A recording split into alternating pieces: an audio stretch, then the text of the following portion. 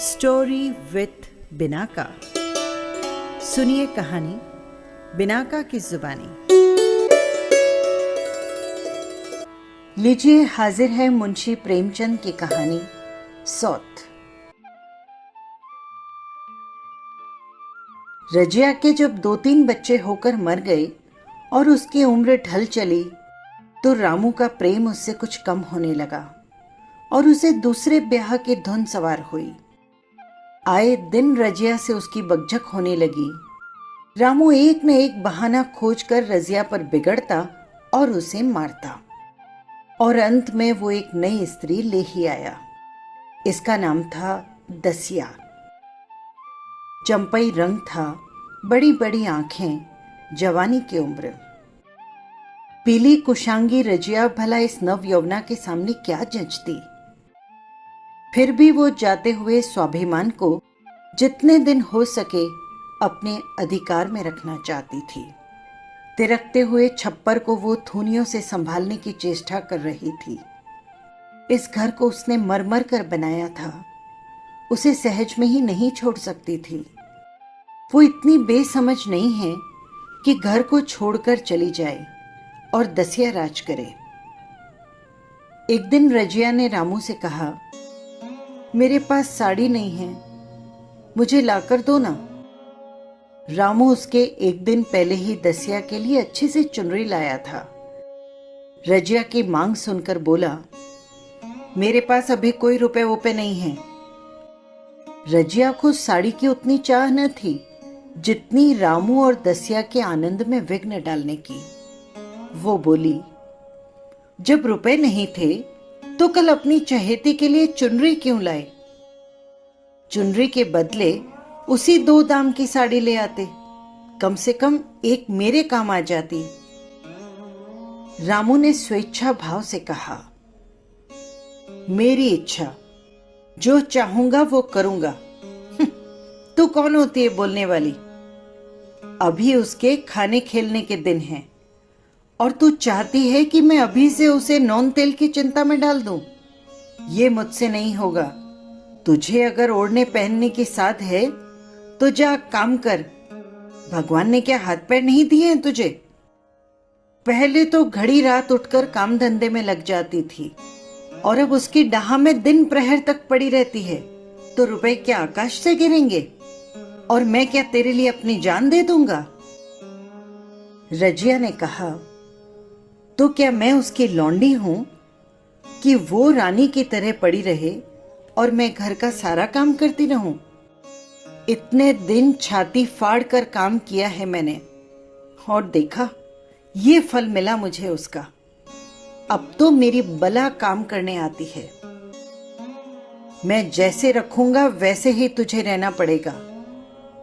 मेरी इच्छा होगी तो रहूंगी, नहीं तो मैं अलग हो जाऊंगी। जो तेरी इच्छा हो वो कर, मेरा गला छोड़। अच्छी बात है, आज से तेरा गला छोड़ती हूं। मैं समझ लूंगी कि मैं विधवा हो गई। रामू दिल में इतना तो समझता था कि ये गृहस्थी रजिया की जोड़ी हुई है। चाहे उसके रूप में उसके लोचन विलास के लिए आकर्षण न हो, संभव था कि कुछ देर बाद वो जाकर रजिया को मना लेता। लेकिन दसिया भी कूटनीति में कुशल थी।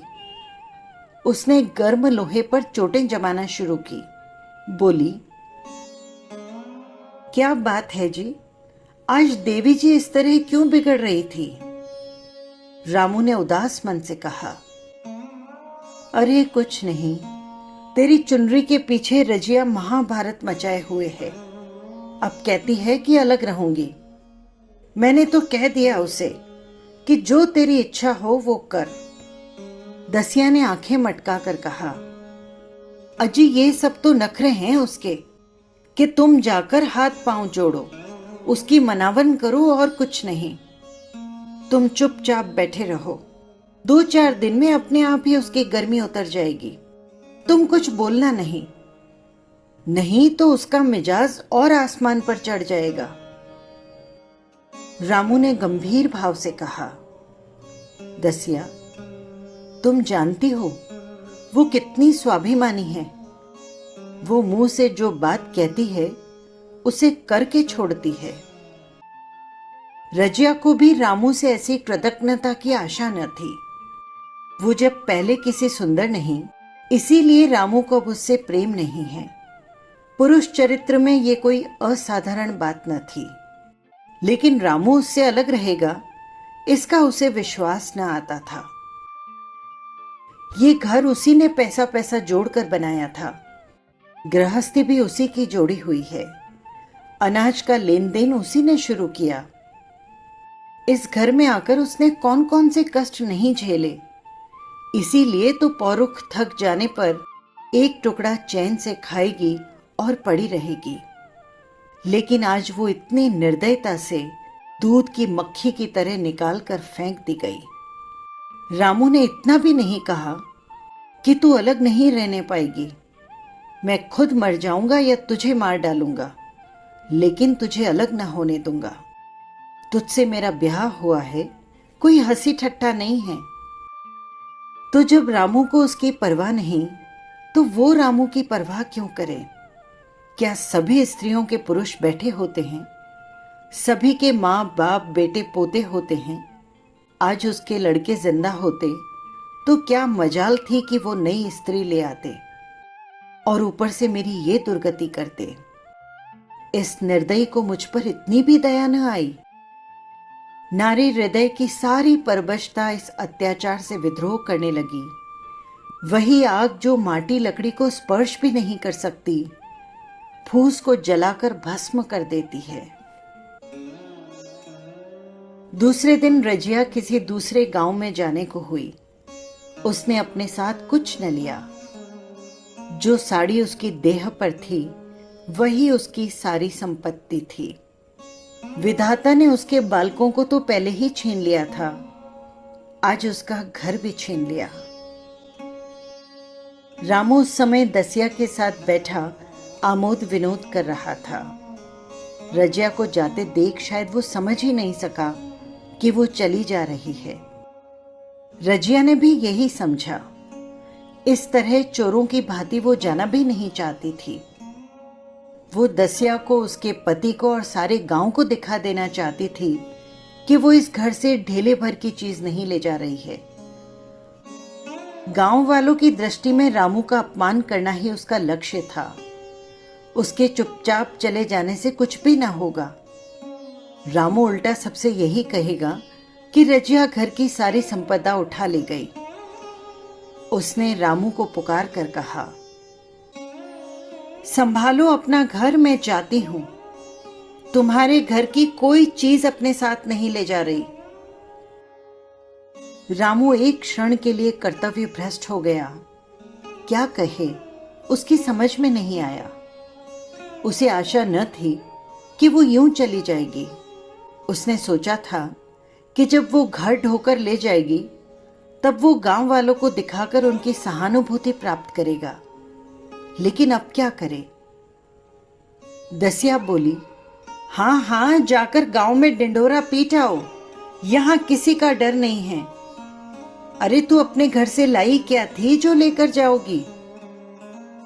रजिया ने उसके मुंह न लगकर रामू से ही कहा, सुनते हो अपनी चहेती की बातें, फिर भी तुम्हारा मुंह नहीं खुलता।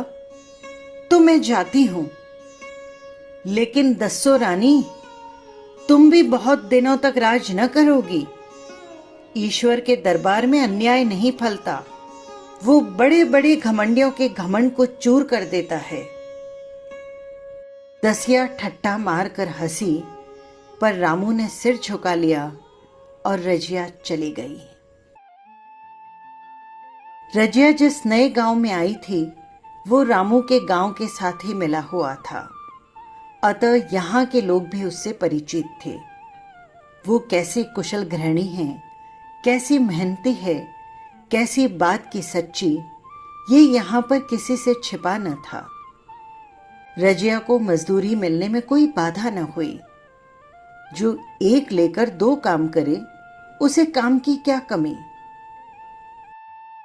ये 3 साल रजिया ने कैसे काटे, कैसे एक नई गृहस्थी बनाई, कैसे खेती शुरू की, इसका यदि बयान करने बैठें तो पोथी हो जाए। संचय के जितने मंत्र थे, जितने साधन थे, वे सब रजिया को खूब मालूम थे।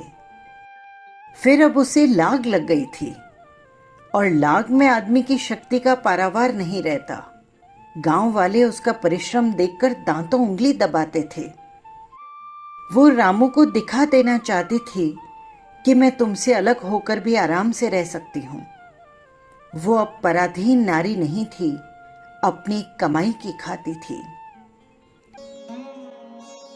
रजिया के पास बैलों की एक अच्छी जोड़ी थी। रजिया उन्हें केवल खली भूसी देकर न रह जाती, रोज 2-2 रोटियां भी खिलाती थी, फिर उन्हें घंटों सहलाती। कभी कभी तो उनके कंधों पर सिर रखकर रोती और कहती, अब बेटे भी तुम ही हो, मेरे पति भी तुम ही हो, मेरी जिंदगी अब तुम्हारे ही साथ है। दोनों बैल शायद रजिया की भाषा और भाव समझते थे। वे मनुष्य नहीं, बैल हैं। दोनों सिर नीचा करके रजिया का हाथ चाटकर उसे आश्वासन देते। वे उसे देखते ही कितने प्रेम से उसकी ओर ताकने लगते, कितने हर्ष से कंधा झुलाकर जुआं रखवाते और कैसा जी तोड़ काम करते। ये वे लोग समझ सकते हैं जिन्होंने बैल की सेवा की है और उनके हृदय को अपनाया है। रजिया इस गांव की चौधराइन बन गई थी। उसकी बुद्धि, जो पहले नित्य आधार खोजती रहती थी और स्वच्छंद रूप से अपना विकास न कर सकती थी, अब उस छाया से निकलकर प्रौढ़ और उन्नत हो गई थी। एक दिन जब रजिया घर लौटी तो एक आदमी ने कहा, तुमने नहीं सुना चौधराइन, रामू तो बहुत बीमार है, सुना है कि 10 लंघन हो गए हैं। रजिया ने उदासीनता से कहा, जूड़ी है क्या? जूड़ी नहीं चौधराइन, शायद कोई दूसरा रोग है, बाहर खाट पर पड़ा रहता है। मैंने पूछा, जी कैसा है रामू? तो रोने लगा, बहुत बुरा हाल है, घर में एक पैसा भी नहीं कि दवा दारू कर सके। दसिया के एक लड़का हुआ है, वो तो पहले भी काम धंधा न करती थी और अब तो लड़कोरी है, कैसे काम करने जाए? सारी की सारी मार रामू के सिर जाती है, फिर गहने चाहिए नई दुल्हनिया को, यूं कैसे रहे वो? रजिया ने घर जाते हुए कहा, भाई जो जैसा करेगा वैसा भरेगा। लेकिन अंदर उसका जी न लगा। वो एक क्षण में फिर बाहर आई, शायद उस आदमी से कुछ पूछना चाहती थी और इस अंदाज से पूछना चाहती थी मानो उसे कुछ परवाह ना हो। लेकिन वो आदमी चला गया था। रजिया ने पूरब पश्चिम सब तरफ जाकर देखा, पर वो कहीं न मिला। तब रजिया द्वार के चौखट पर बैठ गई। उसे वे शब्द याद आए जो 3 साल पहले रामू के घर से निकलते समय उसने कहे थे। उस वक्त जलन में उसने शाप दिया था, अब वो जलन न थी। समय ने उसे बहुत कुछ शांत कर दिया था। रामू और दसिया की हीनावस्था अब ईर्ष्या के योग्य नहीं, दया के योग्य थी। उसने सोचा, रामू को 10 लंघन हो गए हैं तो अवश्य ही उसकी दशा अच्छी न होगी। कुछ ऐसा मोटा ताजा तो वो पहले भी न था। 10 लंघन ने तो बिल्कुल ही घुला डाला होगा। फिर इधर खेती बाड़ी में भी टोटा ही रहा, खाने पीने को भी ठीक ठाक न मिला होगा। पड़ोस की एक स्त्री ने आग लेने के बहाने आकर पूछा, सुना है बहन रामू बहुत बीमार है, जो जैसी करनी करेगा वैसा पाएगा। तुम्हें इतनी बेदर्दी से निकाला था ना, ऐसा तो कोई अपनी बैरी को भी ना निकालेगा। रजिया ने टोका, नहीं दीदी, ऐसी बात न थी, वे तो बेचारे कुछ बोले ही नहीं। मैं चली तो सिर झुका लिया। दसिया के कहने में आकर वो चाहे जो कुछ कर बैठे हों, यूं मुझे उन्होंने कभी कुछ नहीं कहा। किसी की बुराई क्यों करूं? फिर कौन मर्द ऐसा है जो औरतों के बस में ना हो? उनकी ये दशा दसिया के कारण हुई है। पड़ोसिन ने आग न मांगी और मुंह फेरकर वहां से चली गई। रजिया ने कलसा और रस्सी उठाई और कुएं पर पानी खींचने गई। बैलों को सानी पानी देने की बेला आ गई थी, लेकिन उसकी आंखें उस रास्ते पर लगी हुई थी जो मलसी यानी रामू के गांव को जाता था। शायद कोई उसे बुलाने आ रहा होगा। नहीं, बिना बुलाए वो कैसे जा सकेगी? लोग कहेंगे आखिर दौड़ी आई ना। मगर रामू तो अचेत होगा। 10 लंगन थोड़े नहीं होते। उसकी देह में था ही क्या? फिर उसे कौन बुलाएगा? दसिया को क्या गरज पड़ी है? वो तो कोई दूसरा घर कर लेगी। जवान है, 100 ग्राहक मिल जाएंगे। अच्छा, वो आ तो रहा है। हाँ, कोई आ रहा है। कुछ घबराया सा जान पड़ता है। कौन आदमी है? इसे तो मैंने कभी मलसी में नहीं देखा। मगर उस वक्त से मलसी कभी गई भी तो नहीं। हो सकता है कोई 2-4 नए आदमी आकर बसे होंगे। एक बटोही चुपचाप कुएं के पास से निकला। रजिया ने कलसा जगत पर रख दिया और उसके पास जाकर बोली, तुम्हें रामू महतो ने भेजा है क्या? अच्छा तो चलो घर, मैं तुम्हारे साथ चलती हूं। नहीं, अभी मुझे कुछ देर है। बैलों को सानी पानी देना है, दिया बत्ती भी करनी है। मैं तुम्हें कुछ रुपए दे देती हूं, तुम जाकर दसिया को दे आना। कह देना कोई काम हो तो बुला भेजे। लेकिन वो बटोही रामू को क्या जाने? वो तो किसी दूसरे गांव का रहने वाला था। पहले तो चकराया, लेकिन फिर समझ गया। चुपके से रजिया के साथ चला गया और रुपए लेकर चलता बना। चलते चलते रजिया ने पूछा, अच्छा ये बताओ क्या हाल है उनका? बटोही ने अटकल से कहा, अब तो कुछ संभल रहे हैं। दसिया बहुत रो धो तो नहीं रही है ना?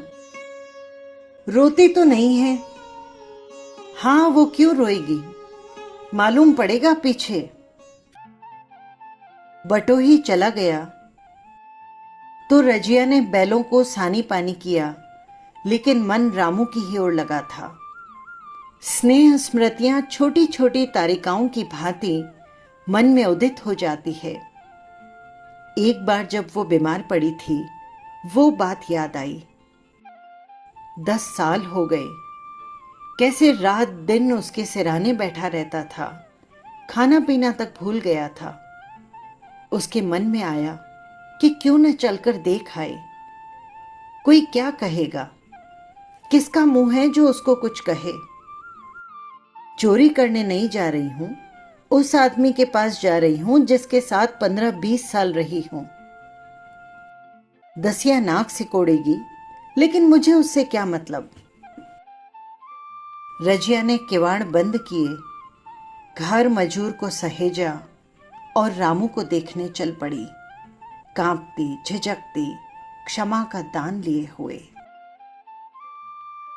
रामू को थोड़े ही दिनों में मालूम हो गया कि उसके घर की आत्मा निकल गई, और वो चाहे कितना जोर करे, कितना ही सिर खपाए, उसमें स्फूर्ति नहीं आती। दासी सुंदरी थी, शौकीन थी, लेकिन फूहड़ थी। जब पहला नशा उतरा तो ठाएं ठाएं शुरू हुई। खेती की उपज कम होने लगी, और जो होती भी थी वो ऊट पटांग खर्च होती। ऋण लेना पड़ता था। इसी चिंता और शोक में उसका स्वास्थ्य बिगड़ने लगा। शुरू में कुछ परवाह की नहीं, परवाह करके करता भी क्या? घर में पैसे तो थे नहीं। अताइयों की चिकित्सा ने बीमारी की जड़ और मजबूत कर दी, और आज 10-12 दिन से उसका दाना पानी छूट गया था। मौत के इंतजार में खाट पर पड़ा पड़ा कराह रहा था। और अब वो दशा हो गई थी जब हम भविष्य से निश्चिंत होकर अतीत में विश्राम करते हैं। जैसे कोई गीदड़ आगे का रास्ता बंद पाकर पीछे लौटे। रजिया को याद करके वो बार बार रोता और दासी को कोसता। तेरे ही कारण मैंने उसे घर से निकाला। वो क्या गई, लक्ष्मी चली गई। मैं जानता हूं, अब भी बुलाऊं तो वो दौड़ी आएगी, लेकिन बुलाऊं किस मुंह से। एक बार वो आ जाती और उससे अपने अपराध क्षमा करा लेता, फिर मैं खुशी से मरता। अब और कोई लालसा नहीं। सहसा रजिया ने आकर उसके माथे पर हाथ रखते हुए पूछा, कैसा जी है तुम्हारा? मुझे तो आज ही पता चला। रामू ने सजल नेत्रों से उसे देखा, पर कुछ कह न सका। दोनों हाथ जोड़कर प्रणाम किए, पर हाथ जुड़े ही रह गए और आंख उलट गई। लाश घर में पड़ी थी। रजिया रोती थी, दसिया चिंतित थी। घर में रुपए का नाम नहीं। लकड़ी तो चाहिए ही, उठाने वाले भी जलपान करेंगे। कफन के बगैर लाश उठेगी कैसे? 10 रुपए से कम का खर्च न था, लेकिन यहाँ घर में 10 पैसे भी नहीं थे। दसिया डर रही थी कि आज गहन आफत आई। ऐसे कीमती भारी गहने भी कहाँ थे? किसान की बिसात ही क्या। 2-3 नग बेचने से 10 रुपए मिल जाएंगे, मगर और हो ही क्या सकता था। उसने चौधरी के लड़के को बुलाकर कहा, देवर जी, ये बेड़ा कैसे पार लगे? गांव में कोई ढेले का भी विश्वास करने वाला नहीं है। मेरे गहने हैं, चौधरी से कहो इन्हें गिरवी रखकर आज का काम तो चलाए, फिर भगवान मालिक है। रजिया से क्यों नहीं मांग लेती? सहसा रजिया आंखें पोंछती हुई आ निकली, कान में भनक पड़ी। पूछा, क्या है जोखू? क्या सलाह कर रहे हो? अब मिट्टी उठाओगे कि सलाह की बेला है? हाँ, उसी का सरंजाम कर रहा हूं। रुपए पैसे तो तुम्हारे पास होंगे नहीं, बीमारी में खर्च हो गए होंगे। इस बेचारी को तो बीच मझधार में लाकर छोड़ दिया। तुम लपक कर उस घर जाओ भैया। कौन सा दूर है घर? ये लो, कुंजी लेते जाओ। मंजूर से कहना भंडार से 50 रुपए निकाल दे। अच्छा सुनो, कहना ऊपर की पटरी पर रखे हैं। वो तो कुंजी लेकर उधर गया। इधर दसिया राजो के पैर पकड़कर रोने लगी। बहनापे के ये शब्द उसके हृदय में बैठ गए। उसने देखा रजिया में कितनी दया है, कितनी क्षमा है। रजिया ने उसे छाती से लगाकर कहा, क्यों रोती हो बहन? वो चला गया, मैं तो हूं। किसी बात की चिंता न करना। इसी घर में हम और तुम दोनों उसके नाम पर बैठेंगी। मैं वहां भी देखूंगी और यहां भी। धाप भर की बात ही क्या है। कोई तुमसे गहने पाते मांगे तो मत देना। दसिया का जी होता कि सिर पटक कर मर जाए। इसे उसने कितना जलाया था, कितना रुलाया था, यहां तक कि घर से निकाल कर छोड़ा था। रजिया ने पूछा, जिस जिसके भी रुपए उधार हों सूरत करके बता देना। मैं कोई झगड़ा नहीं रखना चाहती। और सुन, ये बच्चा दुबला क्यों हो रहा है? दसिया बोली, मेरे दूध होता ही नहीं।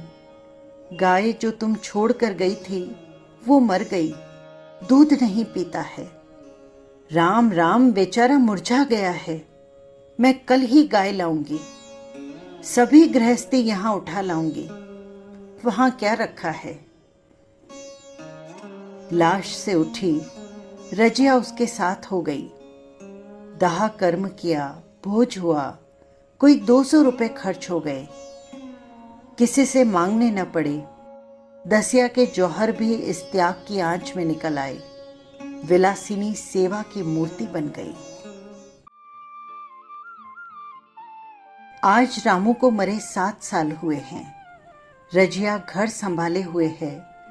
दसिया को वो सौत नहीं, अपनी बेटी समझती है। पहले उसे पहनाकर तब आप पहनती है, उसे खिलाकर आप खाती है। जो खूब पढ़ने जाता है, उसकी सगाई की बातचीत पक्की हो गई है। इस जाति में बचपन में ही ब्याह हो जाता है। दसिया ने कहा, बहन, गहने बनवा कर क्या करोगी? मेरे गहने तो धरे ही हैं। रजिया ने कहा, नहीं री, उसके लिए नए गहने बनवाऊंगी। अभी तो मेरा हाथ चलता है, जब थक जाऊं तो जो चाहे तो करना। तेरे अभी पहनने ओढ़ने के दिन हैं, तू अपने गहने रहने दे। नाइन ठकुर सुहाती करके बोली, आज जोखू के बाप होते तो बात कुछ और ही होती। रजिया ने कहा, वे नहीं है तो मैं हूं। वे जितना करते मैं उसका दूना करूंगी। जब मैं मर जाऊं तब कहना जोखू का बाप नहीं है। ब्याह के दिन दसिया को रोते देखकर रजिया ने कहा, बहन, क्यों रोती हो? अभी तो मैं जीती हूं। घर तुम्हारा है, जैसा चाहो रहो। मुझे तो बस एक रोटी दे दो, और मुझे क्या चाहिए? मेरा आदमी मर गया, लेकिन तुम्हारा अभी जीता है। दसिया ने उसकी गोद में सिर रख दिया और खूब रोई। जीजी, तुम मेरी माता हो। तुम न होती तो मैं किसके द्वार पर खड़ी होती? घर में तो चूहे लौटते थे। उनके राज में मुझे बड़े दुख ही दुख उठाने पड़े। सुहाग का सुख तो मुझे तुम्हारे राज में मिला। मैं दुख से नहीं रोती हूं, रोती हूं भगवान की दया पर कि कहां मैं और कहां ये खुशहाली। रजिया मुस्कुराकर रो दी। बस यही थी कहानी। आपको कैसी लगी कमेंट बॉक्स में ज़रूर लिखिएगा। फिर मिलेंगे किसी नई कहानी के साथ। नमस्कार।